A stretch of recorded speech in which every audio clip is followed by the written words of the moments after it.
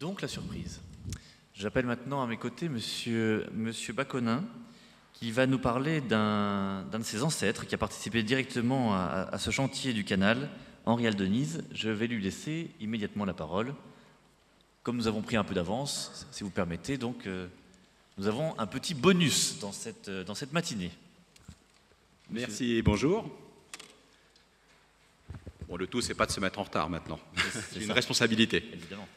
Je vais d'ailleurs peut-être répondre à la question qui vient d'être posée sur l'année à partir de laquelle le canal de Suez a commencé à faire des bénéfices. Alors, il se trouve que je suis le conseiller économique à l'ambassade de France. On m'a demandé cet après-midi d'intervenir sur le rôle un peu économique du canal. Il se trouve que je me suis intéressé au passé du canal à cet égard. Et c'est à partir seulement de 1875 que le canal commence à faire des bénéfices. Et après, ça continuera, vous savez. Donc, effectivement, au tout début, les premières années ont été assez difficiles. C'était lié à la crise économique qui a frappé l'Europe, notamment au moment de la guerre de 70 et de ses conséquences. Les mesures protectionnistes mises par les uns et par les autres. Le commerce mondial s'est tassé très fortement à ce moment-là. Et c'est en 75 que les bénéfices ont commencé à revenir, en fait. Voilà. J'espère que ça répond à votre question. Voilà. Depuis, ça ne s'est pas démenti, hein. Alors, normalement, j'avais une présentation, mais qui, paraît-il, n'arrive pas à s'ouvrir. Ce n'est pas très grave, mais je comprends que M. Moreau, tout à l'heure, a parlé des ingénieurs. Alors, malheureusement, je suis arrivé un tout petit peu en retard, donc je n'ai pas eu la joie d'écouter votre intervention, M. Moreau. Moi, je vais vous parler d'un ingénieur, un vrai, un en chair et en os, même s'il est mort depuis 1888, qui est mon arrière-arrière-grand-père, qui a travaillé sur le chantier du canal de Suez. Alors, il se trouve que quand j'ai été nommé au Caire à l'ambassade de France, ma mère a sorti des cartons des archives. Et dans ces archives, il y avait la confirmation d'une sorte d'histoire qui circulait dans la mémoire orale familiale, qui était celle de cet aïeul qui avait travaillé sur le canal de Suez. On ne savait pas trop bien ce qu'il avait fait à cette époque, mais évidemment, ça a aiguisé ma curiosité. Et pendant 3 ans, j'ai fouillé.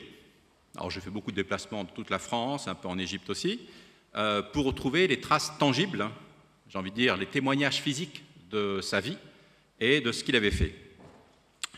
Et donc, il s'appelle Henri Aldenise. Son nom figure dans la liste des ingénieurs, figurant en annexe d'ailleurs au livre de Valérie Monté sur le chantier du canal. J'étais très content de retrouver son nom, il existe, et comme il est Aldenise avec un A, il faut vous dire qu'il est très très haut dans l'alphabet et qu'on le voit assez rapidement. Donc il est né le 29 juillet 1840 à Bourges. Donc de la même région, vous noterez, que Ferdinand de Lesseps, puisque lui était de l'Indre, si je ne me trompe, en tout cas du Berry. Et donc nous avons déjà un petit lien entre ce qui va être le futur de mon ancêtre et ce grand projet qui était encore à peine à l'état d'ébauche. Il s'appelle en fait à l'état civil Edmond. Il est déclaré à l'état civil Edmond, baptisé sous le nom de Henri, et qui sera en fait le nom qu'il va garder comme nom d'usage. Et la rue et la maison surtout où il est né existent toujours à Bourges, on peut la voir, et j'ai retrouvé donc le certificat de naissance, l'acte de naissance à la mairie de Bourges, et son certificat de baptême, les deux attestant des deux prénoms, prénom d'état civil Edmond et d'usage Henri. Alors, son vrai passé égyptien va commencer bien avant son arrivée en Égypte. Il va travailler à partir de 1855, donc il a à peine 15 ans, c'est un adolescent, sur un grand chantier en France qui est celui du nivellement général de la France. Alors, pour les ingénieurs des ponts et chaussées, cette grande épopée qui s'étend sur 7 ans, entre 55 et 62, du nivellement général de la France, est dirigée par un ingénieur qui s'appelle Paul-Adrien Bourdalouet. Paul-Adrien Bourdalouet est lui aussi natif de Bourges, raison sans doute pour laquelle il a dû prendre sous son aile mon aïeul, mais surtout, en 1847, Paul-Adrien Bourdalouet avait fait partie de l'équipe qui avait été mise en place par les Saint-Simoniens de Prosper Enfantin pour procéder au nivellement de l'isthme de Suez. Et c'est Paul-Adrien Bourdalouet qui a pris en charge cette partie entre la Méditerranée et la mer Rouge, donc le nivellement proprement dit de l'isthme, tandis que vous saviez peut-être qu'il y a une équipe qui prenait en charge la partie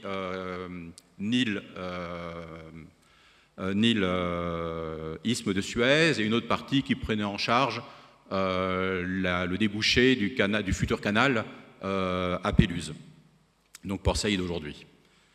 Donc Paul-Adrien Bourdaloue, pendant plusieurs mois, avait été sur ce chantier de l'isthme de Suez, du nivellement, et avait définitivement affirmé les conclusions de M. Lepère concernant le dénivelé existant ou n'existant pas entre la mer Rouge et la mer Méditerranée, et permettant donc l'hypothèse d'un canal direct entre la mer Rouge et la mer Méditerranée.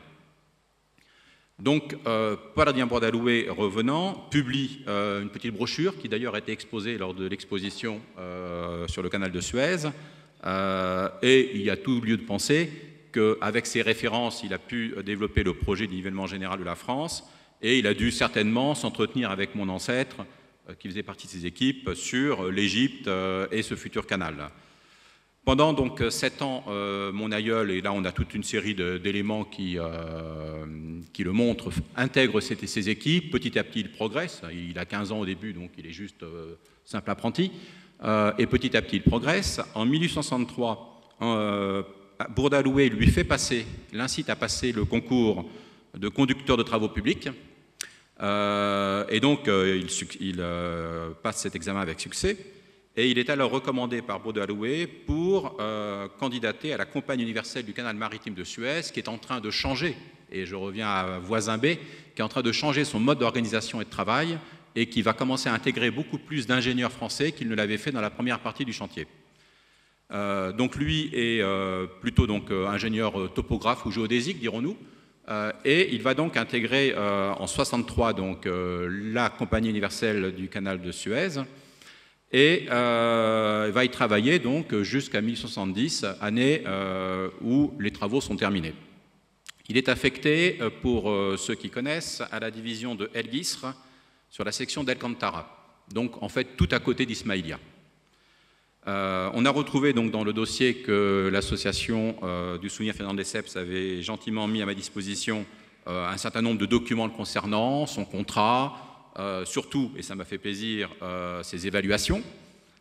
Notamment, j'ai pu constater qu'il était bien noté, donc ça m'a fait quand même plaisir de voir que mon ancêtre était quelqu'un de consciencieux.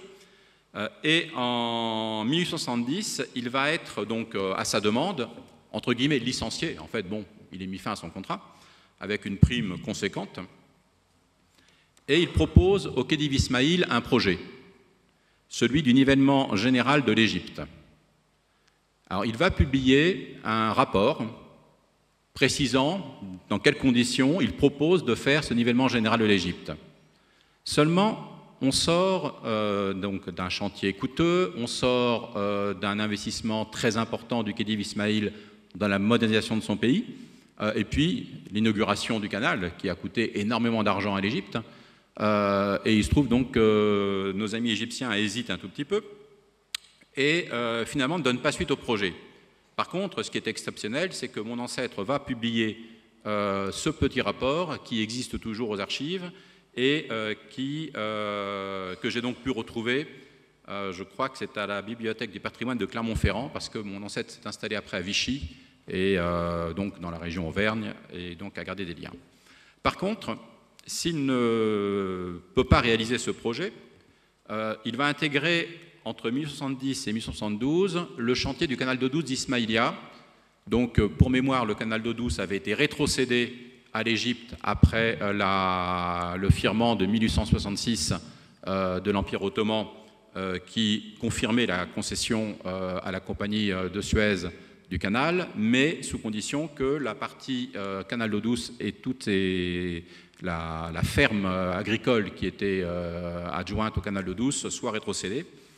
Il va donc intégrer ce chantier dans le cadre de l'entreprise Papono qui va, comme sous-traitant du chantier, et donc sur ordre des autorités égyptiennes, va reprendre cette portion du chantier.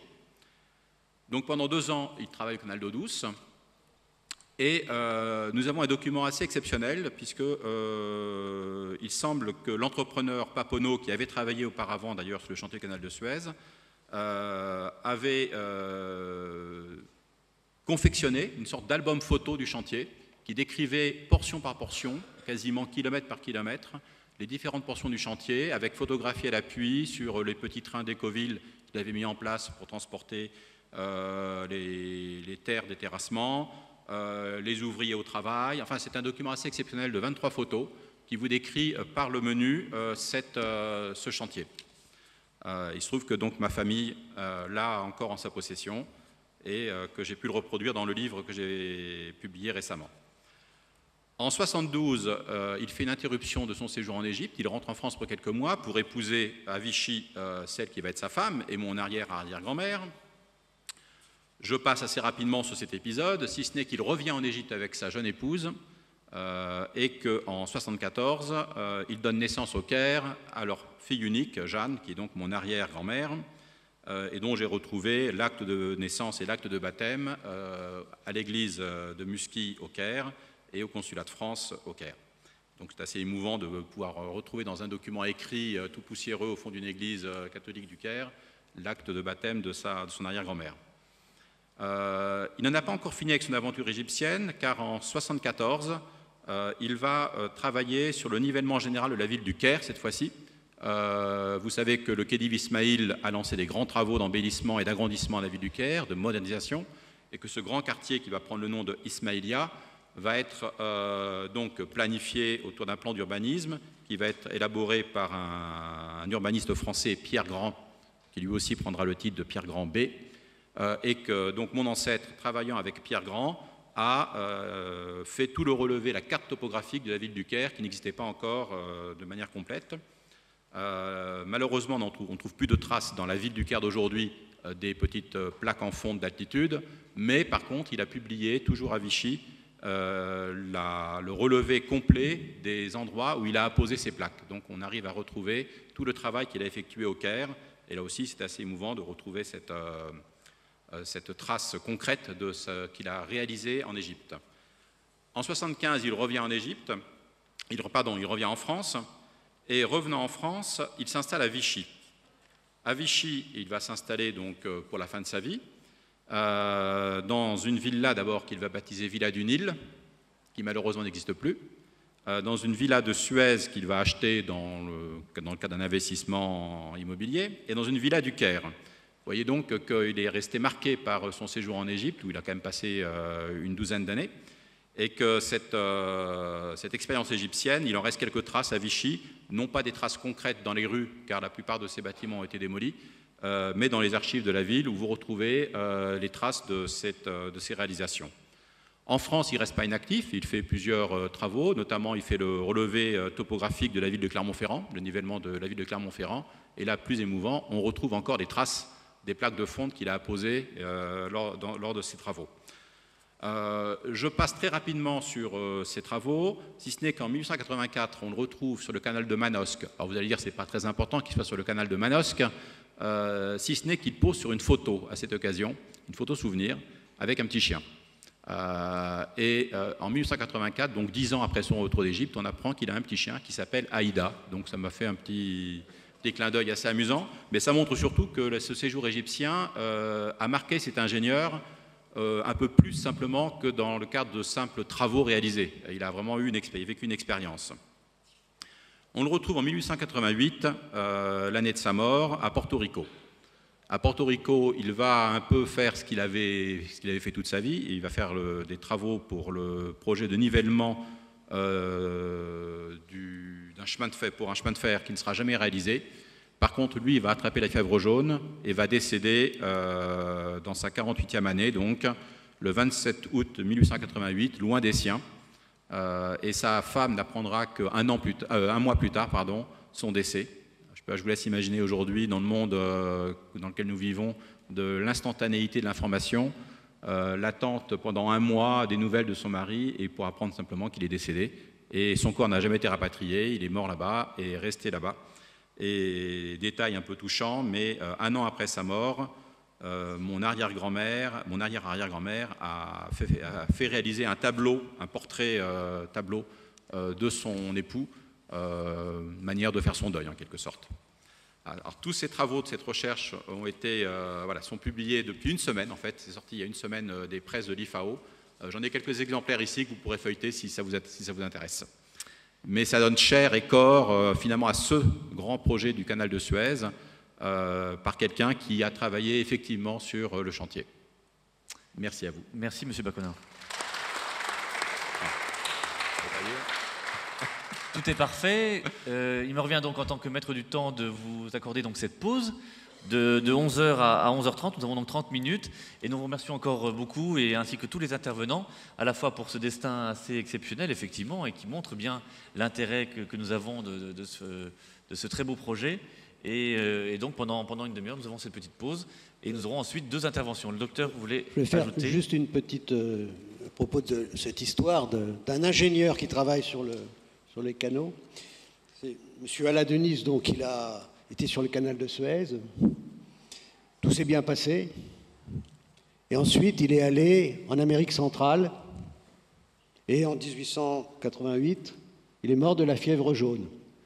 Ça vous explique l'histoire de Ferdinand de Lesseps et du canal de Panama, où finalement les ingénieurs au canal de Panama, comme votre arrière-grand-père, allaient là-bas, pensant que ça serait facile comme à Suez, et sont morts de la fièvre jaune. D'ailleurs, dans la légende familiale, on a longtemps cru qu'il avait été sur le canal de Panama avant de découvrir qu'en fait, il était sur un chantier de chemin de fer, à Porto Rico. Merci beaucoup et donc nous nous retrouvons dans 30 minutes à l'issue de cette pause. Merci beaucoup.